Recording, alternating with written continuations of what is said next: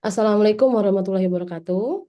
Assalamualaikum warahmatullahi wabarakatuh. Waalaikumsalam warahmatullahi wabarakatuh. Bagaimana kabarnya teman-teman semua? Apakah sehat? Alhamdulillah sehat. Sudah Gimana? makan belum? Alhamdulillah sudah Oke. Ibu. Biasanya kalau sudah makan itu ngantuk, ya kan? Ya nggak Pak Adif, ngantuk kan Pak? Oke. Kalau ngantuk nggak apa-apa teman-teman, kita tetap beraktivitas. Saya harap teman-teman bisa mengikuti perkuliahan pada kali ini dengan tetap fokus walaupun ngantuk-ngantuk dikit ya. Oke. Seperti biasa, aturan main di kelas saya adalah pertama kali setelah pembukaan adalah review materi sebelumnya. Jadi teman-teman silakan untuk scan barcode berikut, nanti akan diarahkan kepada quizzes. Di sana ada 5 pertanyaan yang harus teman-teman jawab terkait materi sebelumnya yang sudah kita pelajari. Oke, baik. Di sini sudah terlihat ada 3 nama teratas, yaitu ada namanya Rizky, Ibra, dan Arda. 3 nama ini akan mendapat poin dari saya karena telah juara di game ini. Jadi saya lihat teman-teman semua sudah memahami materi kita sebelumnya ya. Kita lanjut. Tujuan pembelajaran kita pada hari ini adalah mampu membandingkan dan menentukan sistem hukum di dunia di bidang perbandingan hukum pidana. Dari statement ini apa yang bisa teman-teman tebak? Kita mau belajar apa hari ini? Oke, benar. Kita hari ini akan mempelajari terkait sistem hukum. Selama ini teman-teman cuma tahu sistem hukum itu secara sekilas, tapi tidak tahu mendalam terkait apa itu sistem hukum. Sistem hukum sendiri, di sini sudah ada 2 tokoh hukum. Yang pertama ada Agus Riwanto dan juga J.H. Merriman.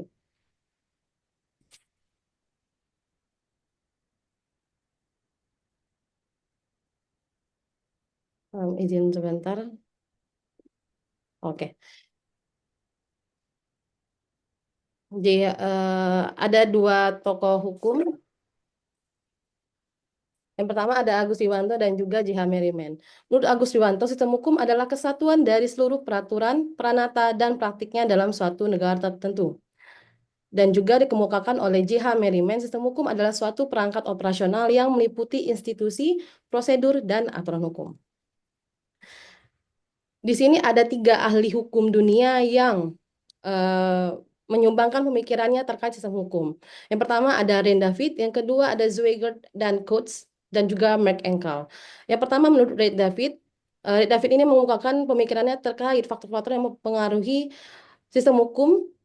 Itu yang pertama ada struktur konseptual dan juga teori sumber hukum.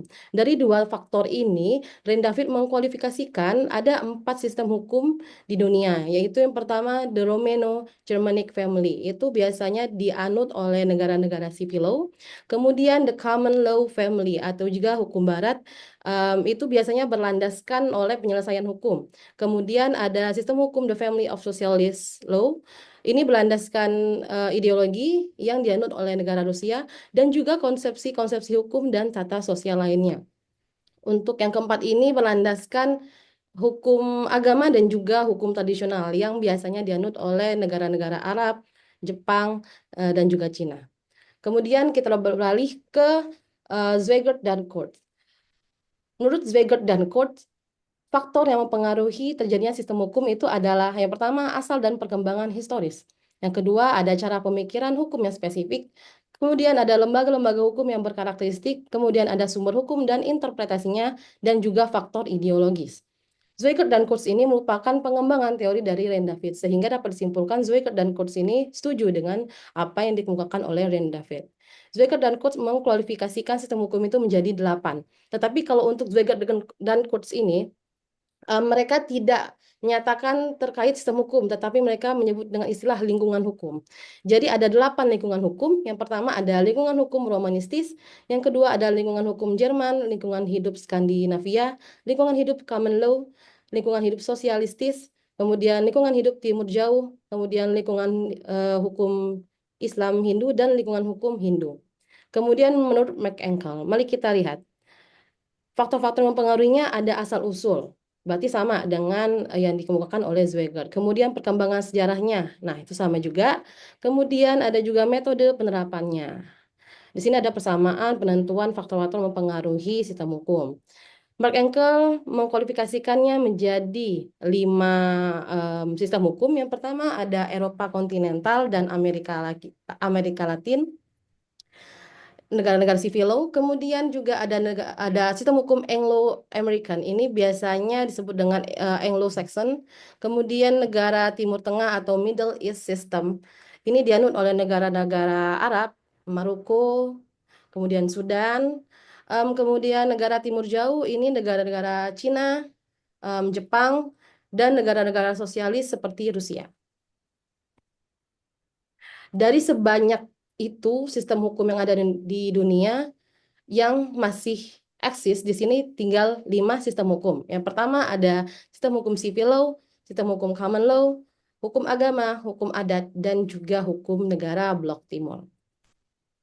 Nah, sebelum kita lanjut ke materi sebelumnya, saya ingin teman-teman nonton video ini dan menyerap apa inti dari yang ditayangkan YouTube dalam video ini. Silakan. Pada video ini,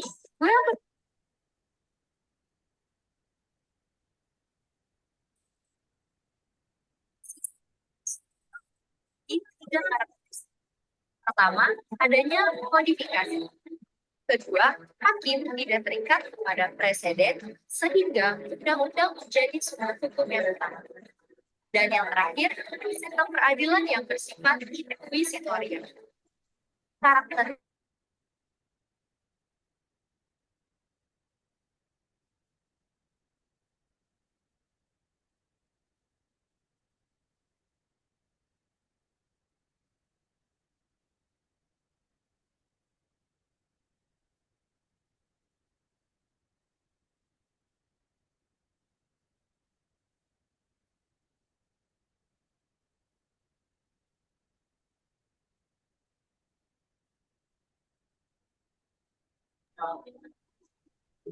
dan kesimpulan dari apa yang kita pertama, sistem civil law dan common law berbeda dalam pengambilan sumber. Civil law bersumber pada undang-undang, sedangkan common law bersumber pada jurisprudensi. Kedua, sistem civil law dan common law berbeda dalam seorang hakim terhadap putusan tertentu. Sistem civil law membolehkan hakim mengambil putusan yang berbeda dari putusan sistem common law. Sistem civil law dan common law berbeda dalam sistem peradilan. Dalam sistem peradilan civil law, hakim tetap hakim, sedangkan common law tetap hakim dalam karakter hakimnya. Jadi itu langsung ulasan tentang perbedaan sistem civil law dan common law. Semoga bermanfaat. Oke teman-teman, dari yang kalian simak di video ini, apa yang bisa teman-teman tangkap terkait sistem hukum civil law dan common law? Oke, hampir benar ya. Jadi mari kita bahas terkait itu. Karakteristik dari sistem hukum sipil law yang pertama adalah adanya sistem kodifikasi. Kodifikasi ini adalah sistem hukum yang terstruktur, tertulis, dan juga sudah diratifikasi. Kemudian ada juga hakim yang tidak terikat dengan preseden atau stare decisis, tidak terkait dengan jurisprudens. Kemudian ada sistem peradilan inkuisitorial.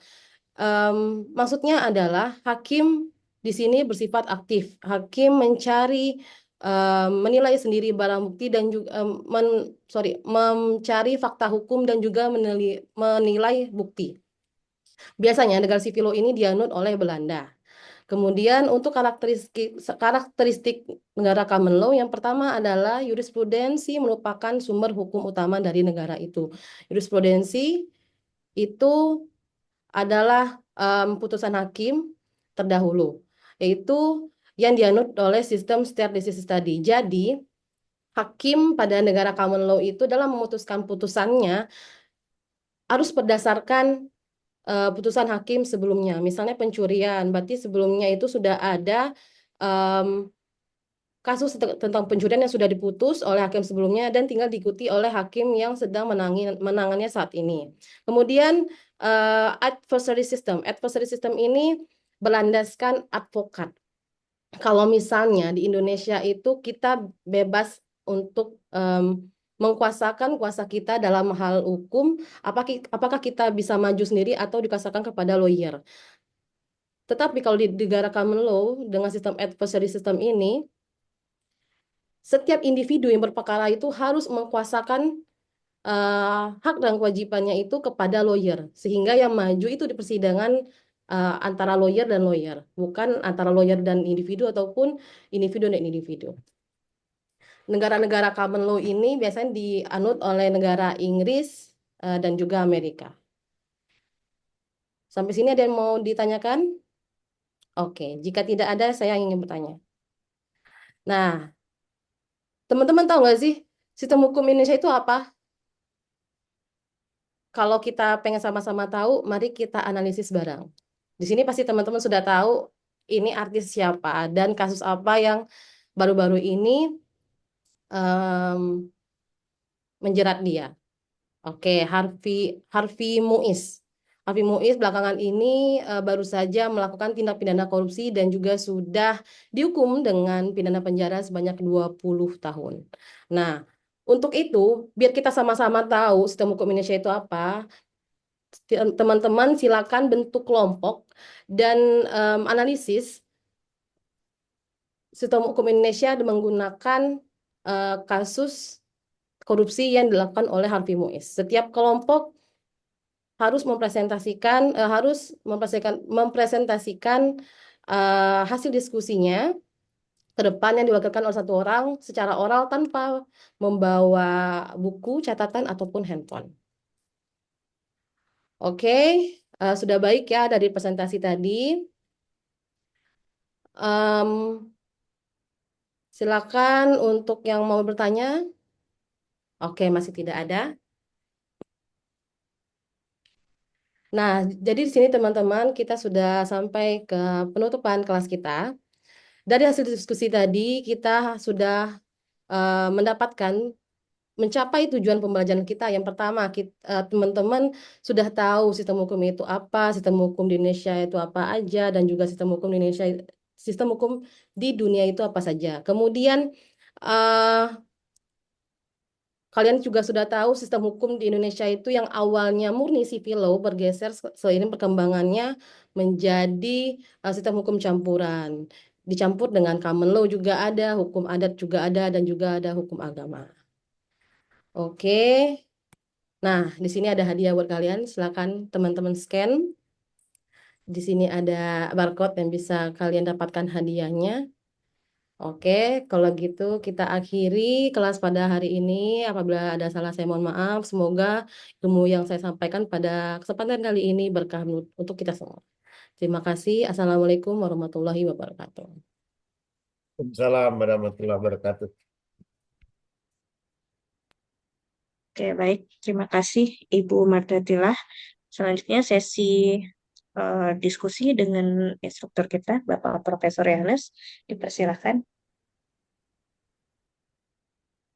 Baik, Ibu Anggun, kita sudah sampai ke penghujung ya dari peserta kita. Ini terakhir, Iya, Ibu Pak. Mardatillah. Ini bagus nama ini, Mardatillah. Nama yang diridai oleh Allah ya. Semoga selalu dalam lindungan Allah SWT kita semua ya. Amin. Terima kasih, Prof. Amin. Tadi sudah disampaikan urutannya sudah sangat baik. Kemudian sajian materi juga jelas sistem hukum. Saya tidak tahu tentang kontennya secara detail, tapi secara umum sudah dijelaskan. Ini mata kuliah dasar hukum, Bu. Enggak, Prof. Udah masuk peminatan hukum pidana. Oh, sudah masuk ke itu ya bagiannya. Jadi sudah dikombinasikan antara tugas dan kegiatan di dalam kelas, ada diskusi kelas dan juga hasil-hasilnya sudah disampaikan. Ya, saya berharap pada semua itu dipertahankan ya semua aktivitas pembelajaran yang kita terapkan di dalam kegiatan micro teaching. Jadi ini sangat bermanfaat bagi peningkatan proses dan mutu pembelajaran kita dengan baik. Barangkali tidak banyak lagi komen saya. Kalau tidak bisa ada Ibu Anggun untuk menambahkan komentar, masukan-masukan dan seterusnya silakan. Nah, saya ucapkan sukses semuanya. Amin, amin. Ya, sampai berakhir kegiatan kemudian mendapatkan hasil yang optimal. Ya. Kalau ada pengumuman Bu Anggun silakan. Apakah kembali ke kelas umum? Saya pikir secara ini sudah, walaupun waktunya masih panjang ya, masih panjang dalam waktu ininya untuk sampai bergabung kembali. Silakan saya serahkan ke Bu Anggun. Ada hal-hal yang perlu disampaikan pada peserta. Makasih Prof. Arahannya Prof. Ya, baik. Terima kasih Prof. Yohanes. Bapak Ibu, kita sudah selesai untuk kegiatan peer teaching hari ini. Tinggal satu hal lagi Bapak Ibu untuk selesai di real teaching yang